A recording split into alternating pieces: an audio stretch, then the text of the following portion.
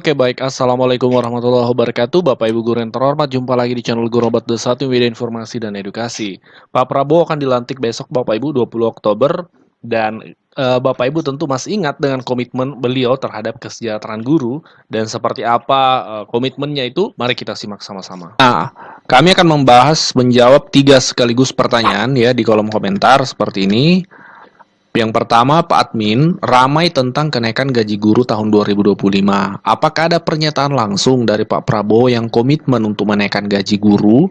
Jadi sejak awal Pak Prabowo memang komitmen untuk menaikkan gaji guru Bapak Ibu. Yuk kita simak pidato langsung dari Pak Prabowo di mana beliau komitmen untuk menaikkan gaji guru. Harus memperbaiki gaji guru, termasuk gaji honorer, meningkatkan kompetensi guru. Kita harus memberi pelatihan-pelatihan, penataran-penataran, dan juga seluruh penyelenggara negara, ASN, TNI, Polri, penyuluh-penyuluh pertanian di mana-mana harus kita perbaiki gajinya sehingga kualitas hidup mereka akan baik, sehingga mereka bisa memberi pelayanan kepada rakyat dengan sebaik-baiknya. Demikian pemikiran kami yakin kami akan melaksanakan itu. Nah, itu tadi Bapak Ibu ya yang kita saksikan sama-sama. Adapun pidato untuk mengumumkan kenaikan gaji itu belum, karena kan memang beliau dilantik Oktober, sesuai yang disampaikan oleh Ibu Menteri, yang mengumumkan kenaikan gaji nanti adalah Pak Prabowo. Nah, pertanyaan kedua seperti ini. Pak Admin, adakah keterangan resmi dari pemerintah menyatakan adanya kenaikan gaji guru tahun 2025? Oke Bapak Ibu ya, jadi ada, jawabannya ada. Dari konferensi pers beberapa menteri pada tanggal 16 Agustus kemarin. Yuk kita simak. Yang ketujuh, penaikan gaji aparatur sipil negara, terutama guru, dosen, tenaga kesehatan, dan penyuluh, serta Tentara Nasional Indonesia, Kepolisian Republik Indonesia secara bertahap. Nah, pertanyaan ketiga, Pak Admin, kalau ada kenaikan gaji, lantas mengapa tidak disampaikan dalam pidato Pak Jokowi 16 Agustus kemarin? Nah, ini dijawab oleh Ibu Menteri Keuangan dalam pidatonya bahwa yang akan mengumumkan adalah Pak Prabowo nantinya. Kan kita harus pahami bahwa tahun 2024 ini adalah tahun transisi pemerintahan Bapak Ibu.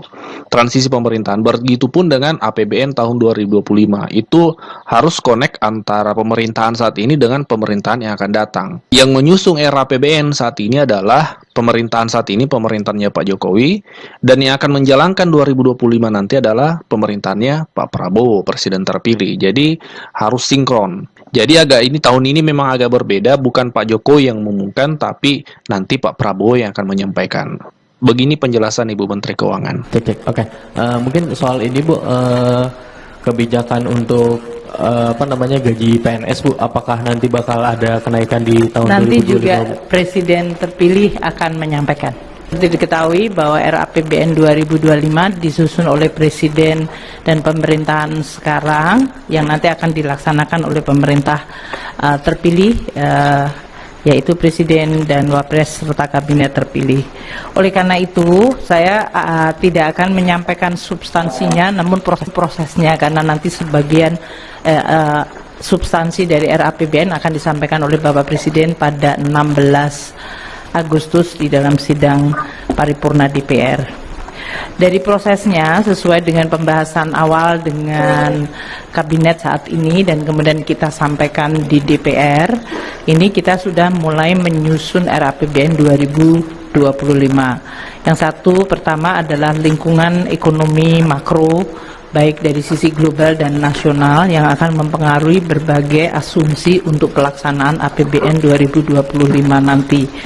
Dan untuk itu kami hari ini sudah mendapatkan persetujuan dari Presiden dan Presiden terpilih mengenai situasi makro yang kita baca yang mempengaruhi APBN 2025, pertumbuhan ekonomi, inflasi, suku bunga dari surat berharga negara 10 tahun, nilai tukar rupiah, harga minyak dalam hal ini, dan lifting minyak serta lifting gas. Itu yang sudah dibahas dengan DPR, kami laporkan, dan tadi juga mendapatkan beberapa arahan yang nanti finalnya disampaikan Bapak Presiden pada 16 Agustus. Hingga selanjutnya Bapak Ibu Menteri, jatahnya kami kurangi tinggal 5 menit. 5 kali 6, 30 menit, karena selanjutnya ada sebagian dari kita perlu berangkat ke IKN. Oleh karena itu kami persilakan Bapak Menteri Bappenas, Pak Soeharto, 5 menit. 2 menit. Baik, terima kasih. Assalamualaikum warahmatullahi wabarakatuh. Pertama tadi, penduduk Maret 2024 catat 0,68 juta dibandingkan Maret 2020. Dari sisi 0,33. Tapi yang saya ingin, karena waktunya pendek sekali, saya akan sampaikan pertama soal bahwa rencana kerja pemerintah pada tahun 2025 ini telah padu-padankan dan program hasil terbaik cepat, program hasil terbaik cepat yang dikenalkan oleh Presiden dan Wakil Presiden terpilih. Secara singkat saja mengenai program hasil terbaik cepat ini yang kami share saja. Tadi sudah disampaikan, pertama misalnya yang memberikan makanan bergizi sehat di sekolah untuk meliputi 15,42 juta jiwa di 514 kabupaten kota. Dan yang kedua adalah mencetak dan meningkatkan produktivitas lahan pertanian dan lumbung pangan desa, daerah dan nasional. Dan ini adalah luas intervensi indeks pertanaman 50 sampai 80 ribu hektar, dan luas cetak sawah ekstensifikasi sawah baru 250, yang indikasi lokasinya dari Papua Selatan, Sumsel, Kalteng, Kaltara, NTT, dan Lampung.